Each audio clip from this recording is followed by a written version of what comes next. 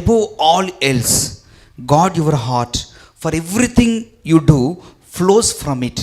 అంటే నువ్వు చేసే ప్రతి క్రియ అది చేయటానికి మొదట అది నీ ఆలోచన రూపంగానే, నీ ఎమోషన్ రూపంగానే నీ హృదయంలో నుంచి వస్తుంది. కాబట్టి నువ్వు చేసే మంచి పని అయినా చెడు క్రియ అయినా ఏదైనా అది మొదటగా నీ హృదయంలో నుంచి వచ్చేటువంటి ఆలోచన నుండే వస్తుంది. కాబట్టి నీ హృదయాన్ని నువ్వు జాగ్రత్తగా భద్రపరచుకోమనే విషయాన్ని ఇక్కడ తెలియజేయబడుతుంది.